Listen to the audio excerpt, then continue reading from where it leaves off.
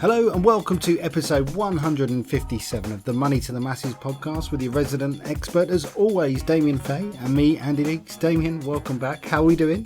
Well, I'm okay, Andy. I would normally say I'm good, but people will have noticed there was a bit of a missing episode, wasn't there, last week? And that was my fault. That wasn't your fault. So yeah, I've been unwell. That was the thing. So I'm back nearer normality. What it was is my Crohn's flared up, which is actually quite timely, I suppose, in an unfortunate way, because it's Crohn's and Colitis Awareness Week, and your body was just making sure that everyone's aware, even you're aware of it. I think it just decided to rear its head. So I spent about 3 days in bed, and if people don't know what Crohn's is, it's an inflammatory bowel disease. Basically, your bowel gets really inflamed, and over the years I've had lots and lots of operations, but I hadn't had anything for a number of years, and I've been a bit under the weather with it suddenly. That's the problem with Crohn's. You suddenly can not be very well, so you have to listen to your body and look after yourself, because I don't have enough bowel to be complacent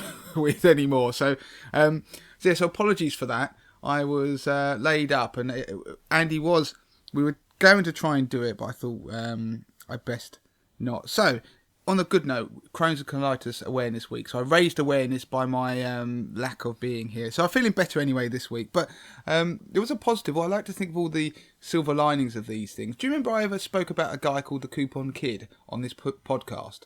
I do indeed. I think it made our outtakes as well one time when I went, Yes, it did. Yes, it did. And this guy, if you're out there, his name is Jordan Cox. And if you ever look for him on Twitter, and you may have heard of him by what he'd actually done, some of the money-saving feats that he's achieved. When he was a teenager, I think he's in his early 20s now, but when he was a teenager, he went round and basically, I think, got a shopping trolley's worth of food for absolutely nothing. And I think the supermarket had to pay him because of the coupons and the combinations he used. So he's a very shrewd chap, and he was the guy who worked out that you could go for, it was cheaper to go, I think, via Berlin, if you were going from Manchester to London, to fly via Berlin and to get a train, and he did it, and that went viral and got in all the newspapers. So if you're into money saving, do follow him on Twitter. And I think he did for a period, I don't know if he still does now, work for Money Saving Expert. But the reason I mention him, other than it's a very good tip to follow him for money saving, is that coincidentally he was on Twitter raising awareness for Crohn's because he's having difficulty with Crohn's himself at the moment. Which, I mean, I'm not giving away any personal information here. He's sharing it on social media. So we've started chatting a bit about it. I'm probably going to meet up and try and chat things through, as I've had it for quite a long time and he's had it for only a few years. It's quite good to chat about these things. So there is a silver lining from talking about issues that you have with your health, because you can, through the wonders of social media, occasionally help people out and meet other people. Normally I just get I get some great feedback from people on the show and stuff from social media. Occasionally I just get irritating financial advisors trying to have a pop at me for God knows what reason. But there you go. So yeah, Andy, that was a very long-winded way of saying I'm back. But how are you? It's good to have you back, mate. I know you've been suffering last week. We've been sharing and exchanging text messages and WhatsApp and the like. So it's good to see you back. Well, I haven't really been up to much myself. Obviously, our teams went to battle last week, Watford versus Tottenham Hotspur, and luckily for both of us, it came out in a sporting draw. So I suppose that's been my week, really, hoping upon hope that we could finally rid the curse and beat Tottenham, but we didn't do it. A 1-1 draw. So it's sad to say that's pretty much my week, but other than work, that is what I've been up to, hoping we'd beat Tottenham, but it didn't happen. Yeah, good. But I mean, let's be honest, I'm disappointed at the fact that Tottenham's form has dipped, much like my health. Anyway, on a positive note, because I had I'd prepared last week's show and we didn't do it, I seem to have too much stuff to cram into this week's show, so we may end up having we may have the usual 3, or we could have as much as 5 short segments. So we probably best crack on, Andy. Do you reckon? Yeah, let's do it, absolutely. So do you want to give us a rundown as to what we might have coming up? Or should we hit one piece at a time, see how far we do, and then do a sort of tune in next week for this? No, what we'll do, I'll give you 2 things that are definitely happening. I'm going to do a Christmas gift hack that is useful for you parents out there looking for gifts that have gone out of stock for your children. I want to talk about the Santa Rally in equity markets. It's something that happens, or it's talked about each year. It's a very interesting topic and seasonal, and I want to give people a bit of insight on that. And there's possibly another couple of pieces, maybe three, that I just want to throw out there about some good news for savers and mortgage borrowers, which is unusual to have good news for both of them at the same time. And I may touch upon cohabiting couples at the end if I get a chance, because I've been doing some videos about it. I just want to reiterate something that came out in my We Need to Talk About Money video. So let's start with the Christmas gift hack, shall we, Andy? Yeah, let's do that. Right. If you listen to this podcast in the future, it's Christmas time at the moment, and people are always looking for gifts for their kids. And you know what it's like if you're a parent and there's the pressure of trying to buy a particular toy, the must-have toy. I don't know what the must-have toy is this year. I don't know if you know, Andy, but in previous years it's been things like Furbies and Hatchimals. Furbies, Hatchimals. Do you know, that's the two things I had in my brain, Furby and Hatchimal. I can't think what it is this year. I don't know. There's sure the people will be screaming at this podcast. But I think slime is a popular toy now. I know that sounds odd, but slime is what we had when we were kids. Do you remember we used to have in the toys and things? I think that's made a bit of a comeback. As in sort of gooey slime? Yeah, they're just the stuff that was a kind of an accessory. Do you remember Silly Putty? No. You must remember Silly Putty, no? No, I don't. Now everyone really is screaming at their phones and radios. Silly Putty, it's a little bit of putty that sort of used to make fart noises, and you used to be able to... yes, I do know it. Yes, I do know. I didn't know it by that. It's kind of like a slime version of a whoopee cushion. Anyway, let me just drag you back from memory lane. The point of this piece is that obviously each year people end up trying to chase around and find things that are going rapidly out of stock, and obviously if Father Christmas doesn't bring a certain toy, then you could have an unhappy child. But this can be used generally for any time of the year. It's not just about Christmas gifts. But there is a way. The comparison site idealo.co.uk, so it's idealo.co.uk. Now, I've not personally used it before, but I have looked at this, and it's actually does work. And they are a comparison site, a price comparison site, so they can compare prices on all sorts of products, including toys. So if you go onto their website, what they actually do as well, they aren't just based in the UK, they're based in France, Germany, Spain, Italy and Austria, and they do their price comparisons over there. Now, if you find something that you are looking for in the UK that is sold out everywhere when they compare the prices in all the different shops in the UK, you can actually go onto the bottom left of their screen and it shows you the prices in pounds of the same product from each of the countries I just mentioned. So that means that you can actually click through to that country's price comparison site and see the product you're after. So it could be a Furby or whatever, and see the price. Of course, what you need to do is then, if you go through to the shop in question via that country's price comparison on Idealo, then you just need to probably use Google Translate to make sure that they do actually deliver to the UK. So by using that, in theory, you could buy something that's out of stock in the UK by actually finding it at a comparable price in Europe, and therefore getting it shipped over to the UK, and sometimes for free. So at the moment, it's still the wonders of being in this European Union. But I mean, I've actually checked this, and Idealo promote this idea. They're actually quite keen that people try this. So I thought it was really quite clever.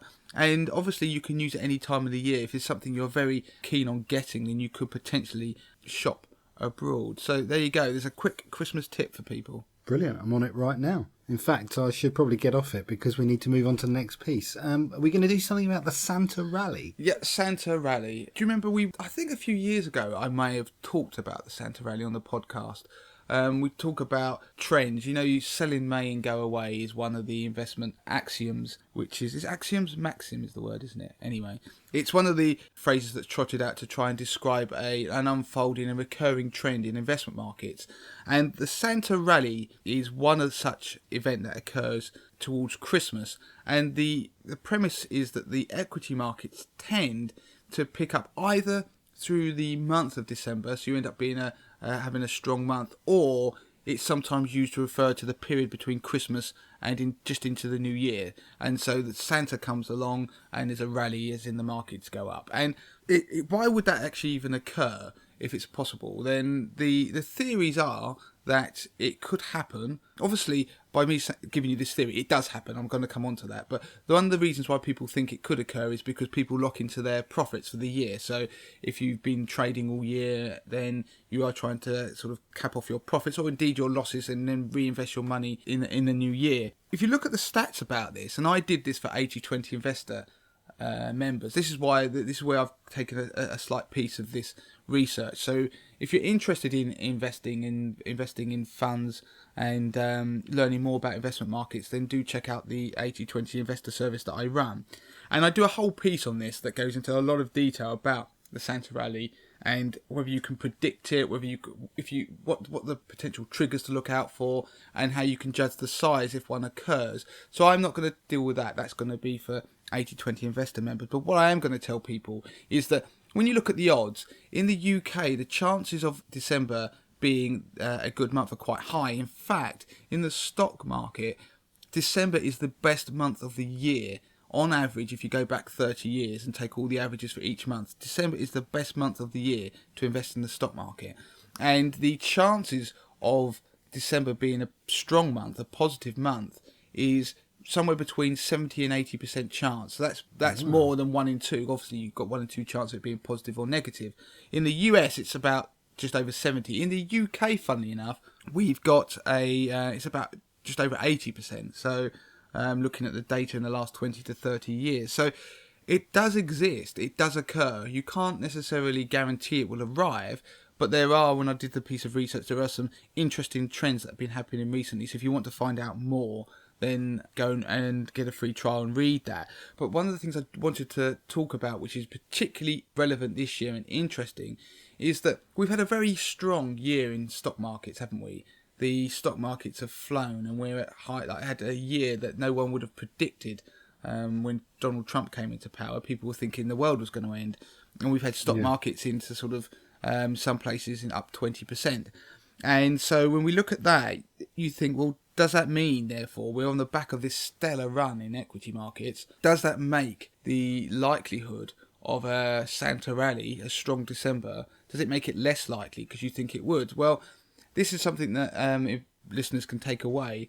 The chances aren't actually changed. If you look at other comparable years going back, where there's been at least as strong a rally as there has been throughout 2017, whenever there's been at least as strong a rally as that, then the odds of there being a Santa rally or December being very good for stock markets is exactly the same as if there hadn't been a stronger rally. So it looks largely independent. So there is no reason to say just because markets have been so the rally's been so strong this year that you won't get a Santa rally this year. Now, of course, equity markets are at all-time highs, so we're going to have to keep pushing higher. There's got to be a catalyst to drive it higher, which we don't know what that could be. Could be Donald Trump's tax reforms. But don't forget that technically a Santa rally only means you have to finish in positive territory, so it doesn't mean something wonderful is necessarily going to happen. But it's an interesting phenomenon nonetheless.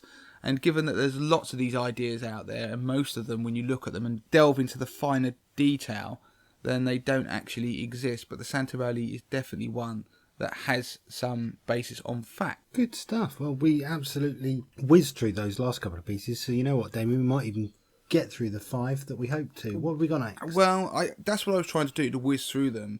And funny, I'll just say another thing on investing. I don't know if you've watched the news, but have you been watching Bitcoin of late, Andy? Have you been seeing the headlines?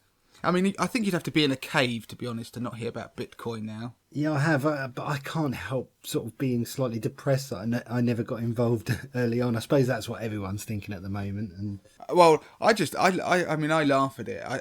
I've said before that whether it's in a bubble or not, the price could go higher, and it's gone rocketing higher. I mean, there's no way I think most people would think it would necessarily do that, but it's always a possibility it can go even higher. But I likened it to, I think it was on Twitter, I was talking to someone, and I likened it to do you remember the Bong game that used to have? I think it was on Capital Radio, where the person used to ring up, and the game show was that this voice that was pre-recorded used to say random amounts of money, and the person had to say stop when they lost their nerve, and if they went on too long, there was a big bong, and in that point they would lost everything and had nothing. So they had to try and go, and the amounts of money were random, so they'd go up and down. Bitcoin seems very much like that, and whereby the people who are playing it think they've got some skill and are actually going to get out at the right point before it all goes wrong. And everybody who's on the sidelines is just hoping it all goes badly because it's more entertaining. And I think Bitcoin has become very much the investment world's bong game. I find it fascinating to sit on the sidelines. And I'm more than happy for people to be sitting there making lots of money out of Bitcoin and me not, because quite frankly, I find it frightening that it's the speed. If you see the thresholds as it goes through each 1,000, it started off taking so many hundreds of days or 6 months.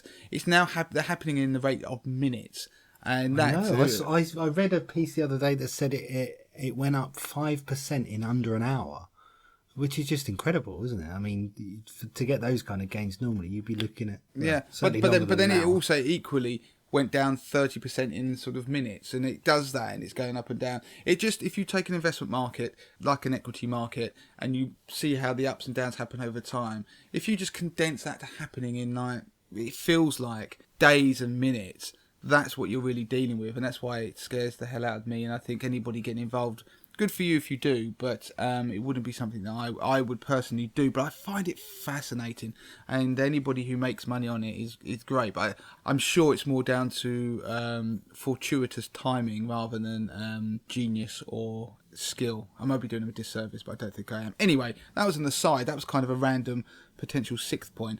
I wanted to talk about the good news for savers, Andy, and mortgage borrowers. There can't be good news for both, but you're going to say that there is. Well, there seems to be.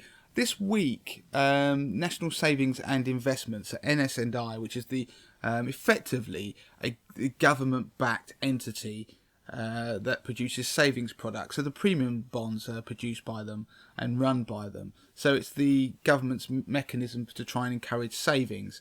And they have come out and launched 2 new fixed rate bonds. So this is a product where it's a savings product basically. You put your money in it for a period of time. There's a 1-year version and a 3-year version.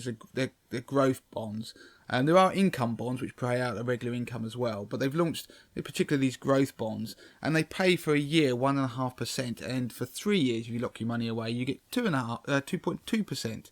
Now that is actually the market leading rate, bar probably one challenger bank that's out there. So they've come in at a really good rate in the best buy table, so savers will be pretty happy. Now I was asked by a few journalists what my opinion on these were, and so it makes sense for me to share them with podcast listeners.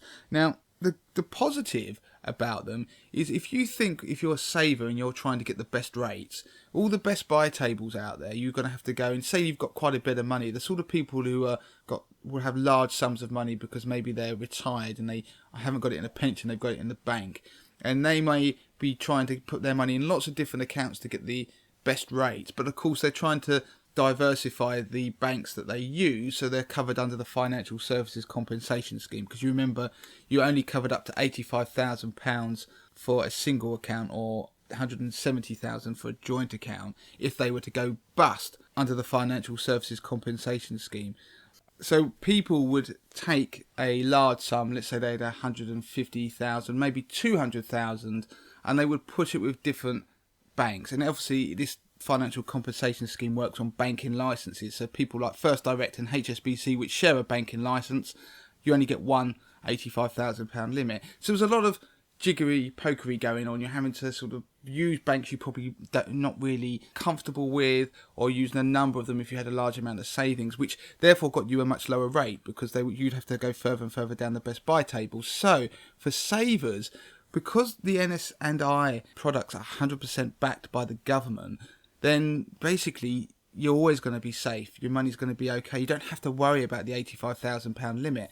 And you could even put in as much as £1 million into one of these products and it would be safe. So for older savers who have their life savings, this is good news, because there is a product out there that is secure and is paying a very good rate. But the one thing I did say to the journalist was that it is really a sign of the times that we are getting so excited by 2.2% interest, given that inflation is closer to 3%. So in effect, by putting your money in one of these products, and any fixed term savings account at the moment pretty much, you are guaranteed to lose money because of inflation. Of course, you will lose money if you put it under the bed as well at an even faster rate. So I love the way the newspapers all getting very excited and trying to sell papers off the back of this story. And savers is good news, but let's be frank, it's nothing that you're going to be getting the champagne out for. So there you go. But on the mortgage front, then normally higher interest rates and things like that are bad news for mortgage borrowers. Well, do you remember we had a Bank of England base rate last month with a rise? And so therefore what tends to happen is everybody rushes to go and get the best buy deals, and the various lending institutions, the mortgage lenders, start putting up their rates, and that has happened. So if you're listening to this podcast, they are already been pushing up the best buy products that they sell, so their rates are starting to go up. So what you can get now in the market is typically not as good as what you probably could have got in a couple of months ago. So it's a good reminder that if you're thinking about fixing your mortgage, then it's worth starting to talk to a mortgage broker and shop around. But they're only starting to inch up. But as we come to the end of the year, there is talk of a bonanza for mortgage borrowers, because a lot of the lenders, or some of them at least, may be releasing better rates to try and attract business as the year comes to an end. So we'll see if that happens, but I've seen it reported in one national paper recently. They expect some of the best buy tables to have some more attractive rates as lenders try and get some new customers. So have a look. So there's good news in the savers front from NS and I, and there's good news from the mortgage borrower's point of view, because the best buy tables could get some new products as people fight for the money of mortgage borrowers. There you go. So is there a chance that these amazing new rates, that perhaps these lenders might be on the precipice of sort of firing out there to their customers, is there any chance that they could actually offset the recent rate rise and even be as competitive as before, if not more competitive? Is that possible? I don't think that's realistic, but they could be, because the rate rise wasn't very big, so it isn't going to necessarily offset that, but it will probably be better than the rates that have been in the last, say, few weeks or month. But it still pays for people to shop around, because it very much depends on your own personal circumstances, the amount of equity you have in your home. So the message is simply to shop around and have a chat to a mortgage broker if you're unsure at all. But the new year is a good time to do any of these things. I'm surprised they didn't jump on the Black Friday on the Black Friday thing. I was expecting a financial firm to do that. I think it's only a matter of time before we see a financial firm try and do a Black Friday deal of some kind, as if people would be interested in a financial product on Black Friday. But do you know what, Damien? I was searching around on Black Friday, just on the internet in general. I was buying something. I can't remember what site I was on. I think it was Amazon or somewhere. And maybe it wasn't, but a pop-up came up, and it was for one of these unsavoury sites that sometimes from time to time pop up, in the corner. I think it was a news site, actually. And it was it was an adult site that were offering a special Black Friday deal, which I thought was ingenious. I didn't go for the deal myself, but it just goes to show everyone's absolutely jumping on it. Before we move on, Andy, I just wanted to quickly mention 80/20 Investor. Now, 80/20 Investor is my DIY investment service. Do go and check it out. I empower and teach people how to invest their own money. The service provides data-driven fund tables. The data is driven by my own unique 80/20 Investor algorithm, which I created.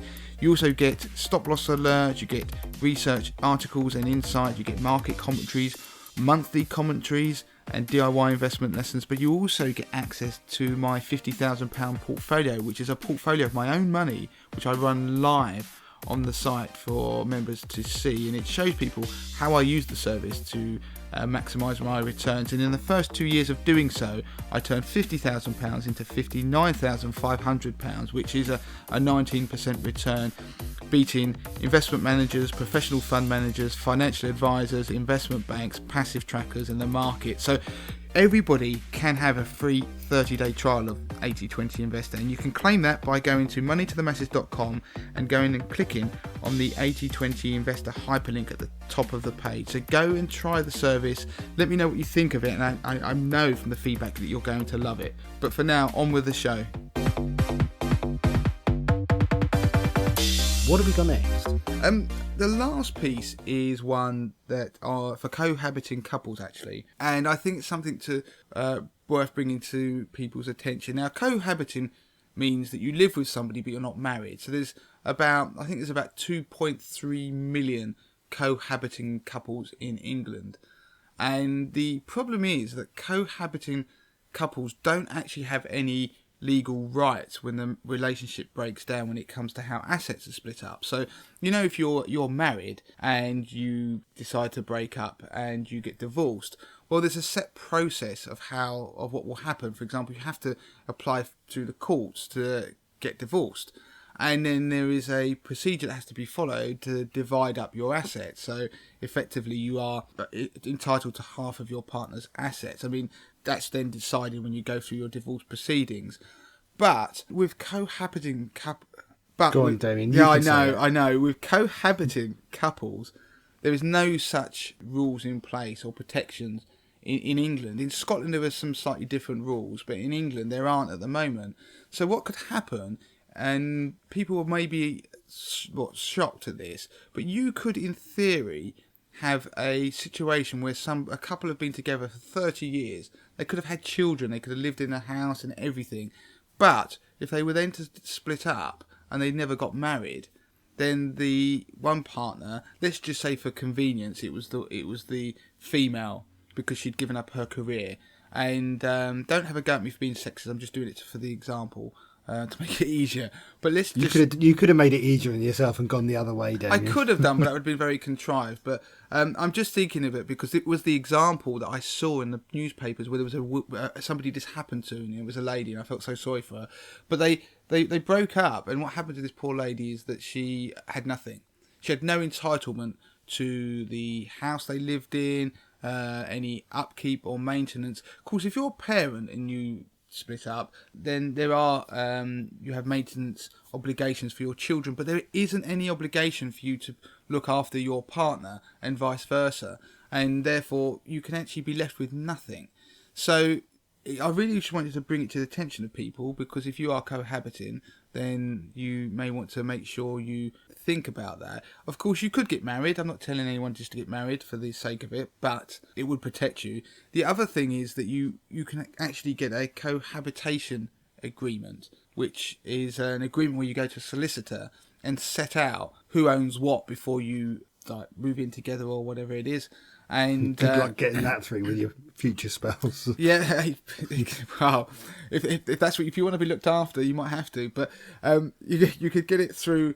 If you can get it through, you can have an agreement that says what you own and what will happen in the event that you break up, and the financial arrangements and so forth. And of course, both sides have to agree it, and it's a legal document, so you would need to go to a solicitor to have it drawn up. And I mean, the other problem is it does cost between £700 and £2,000 plus VAT to have that done. Now, people always wonder if it's legally, if it's a legal obligation, if it's binding. Now, if you went to court, then there is more chance of the court upholding the agreement if you've both sat down and obviously signed it and had legal advice. So it was just a quick piece really on people who are cohabiting to realise, look, if you are cohabiting, then you may want to make sure that certain assets are in your own name if you are cohabiting, because if they're not, and you split up, you won't really have a leg to stand on, because you couldn't even access their bank account, because husband and wives in certain circumstances can access the other's bank account for small amounts. And the other issue, before we finish this one, is more importantly, even if there wasn't something like you didn't split up, but if your partner died then you automatically, under the rules of intestacy, if they don't have a will, you won't actually be entitled to very much because you're not married. So again, it's about looking after your other half as much as just making sure you are looked after yourself if something bad happens. But there we go, Andy, finishing on a slightly sour note, but there we go. No, it's very good indeed. And if you want some more sort of handy little tidbits and things like that, Damien's doing a fantastic video series, 100 videos leading up to Christmas. We need to talk about money, is that right, Kevin? Kevin? Yeah, that's where I stole it from, the title. I know, that's what I was thinking. Yeah. It's we need to talk about money. And I've done 100 videos. Well, I'm doing 100 videos. I'm on about number 78, 79. Some great feedback. Please watch them and share them and like them on social media, please. And I may continue them afterwards because they're quite a commitment, but it's a great way of trying to cover lots of money topics in a very succinct way, and it complements what we do here on the podcast and on the website. Fantastic stuff. So the usual stuff, if you want to get in touch with Damien, then Twitter is a great place to do it, and it's at Money to the Masses with a number 2. And please do review the podcast if you can. I know we ask it every week, but this is the only thing we ask. If you can get on there, give us a 5-star review. We've got over 100 5-star reviews now, so we'll maybe quieten down on the requests in the coming weeks. But thank you for doing that, and please do if you haven't. Anything else, Damien? You can quieten down, Andy. I'm not going to. Review the podcast. No, that is it, Andy. So until next week. See you next week. Don't forget to claim your free copy of Damien's best-selling book, The 30-Day Money Plan. Sort your finances in just 5 minutes a day, worth $4.99. Just go to moneytothemasses.com/podcast to find out how.